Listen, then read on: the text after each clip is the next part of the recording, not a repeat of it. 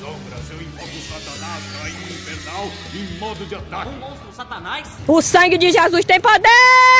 Para a geração TikTok pode parecer estranho, mas existiu uma época em que crianças e adolescentes amavam assistir desenhos animados na televisão aberta. Nós só tínhamos um jeito de acompanhar, então a ansiedade sempre batia para não perder nenhum episódio. Correr ao sair da escola para chegar no horário certo era a via de regra para todos que queriam entrar em um mundo fantástico e que despertasse a sua imaginação.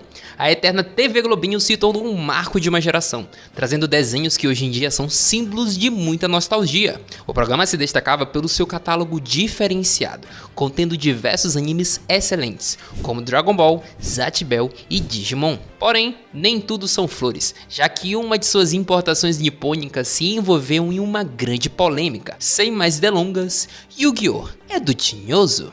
A origem da franquia começa em 1996 por meio do mangá criado pelo autor Kazuki Takahashi. E o problema já começa bem no início, na verdade, já que Yu-Gi-Oh! Foi pensado para ter uma história com clima de terror e direcionado para o público mais adulto. Então o protagonista seria tipo um Jigsaw de Jogos Mortais, resolvendo seus problemas através de variados jogos das sombras, onde o perdedor abdicaria de sua alma. Esse clima meio tenso pode até ser visto com a primeira adaptação de anime, conhecida como Temporada Zero, que manteve o tom sombrio, violento, obscuro e o Kaiba de cabelo verde. Obviamente foi um fracasso e a gente finge que não existiu. Bem, mas como o enredo mudou tanto? Como disse antes, a ideia era ter diversos games ao longo da história, mas em uma das edições foi introduzido o jogo Magic and Wizards, inspirado no famoso jogo de cartas Magic the Gathering, e simplesmente fez muito sucesso entre os leitores, que queriam ver e conhecer mais sobre aquele duelo de cartas com monstros. Óbvio que isso chamou a atenção dos editores do mangá,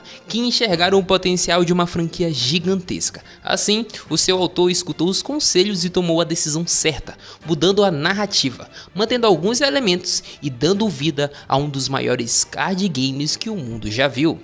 Com a nova história do mangá e a versão física para o colecionador se tornando extremamente popular, era questão de tempo para uma nova adaptação de anime para Yu-Gi-Oh! A nova série chega nos anos 2000 com 224 episódios e um só objetivo: impulsionar a franquia Duel Monsters para o mundo.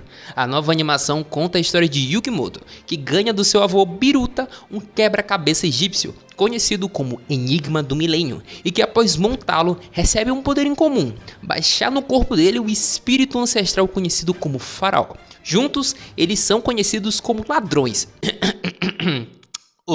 Desculpa. Eles são conhecidos como Rei dos Jogos, pois são muito bons com as cartas de Duel Monsters. Maximilian Pegasus é o grande criador desse game e sequestra o avô do Yugi para forçá-lo a entrar no seu torneio. O garoto com o poder do roubo da amizade aceita o desafio para resgatá-lo.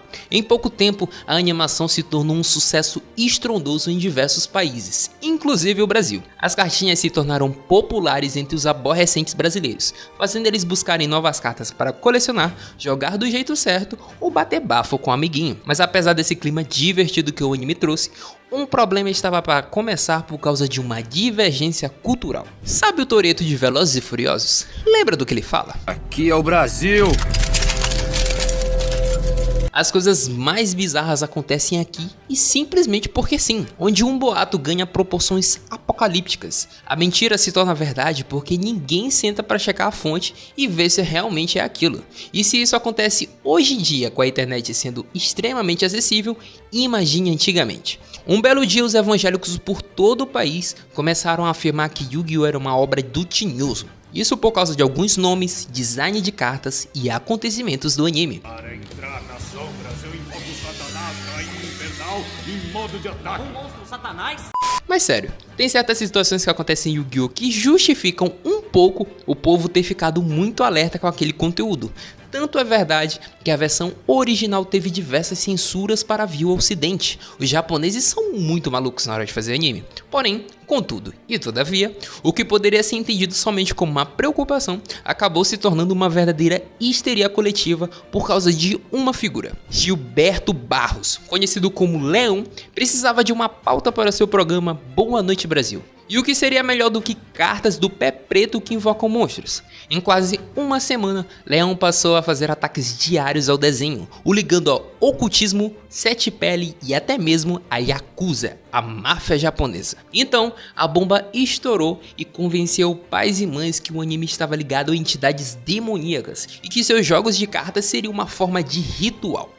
A reação dos responsáveis pelas crianças foi de jogar fora qualquer coisa relacionada a Yu-Gi-Oh!, incluindo as cartas físicas, chegando até mesmo a queimá-las. Com o tempo, tudo isso passou. Yu-Gi-Oh! Não chegou a receber nenhuma proibição aqui, seguiu sendo um sucesso com novos animes, jogos e cartas. Porém, esse momento desastroso marcou a memória daquelas crianças que só queriam ter suas cartinhas em paz para jogar com seus amigos.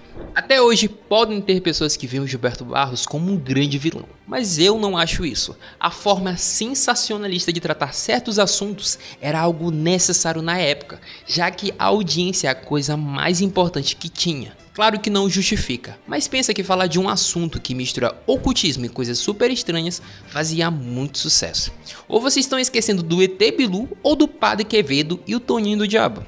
Esses absurdos era meio que necessário, mas felizmente, anos depois, o próprio Gilberto Barros chegou a falar sobre o assunto, esclarecendo melhor a situação, falando que a coisa do Satanás veio de matérias da imprensa japonesa. Ele próprio pediu desculpas e disse que sua preocupação era que uma criança pequena não entendesse o jogo. Gilberto, Leão, eu te perdoo. Você destruiu cartas, sonhos e memórias, mas trouxe o Casinão. Cassino! Sábado com Gilberto Barros é Sabadaço. Aê, Cassinão! Can't get over! Vai, DJ!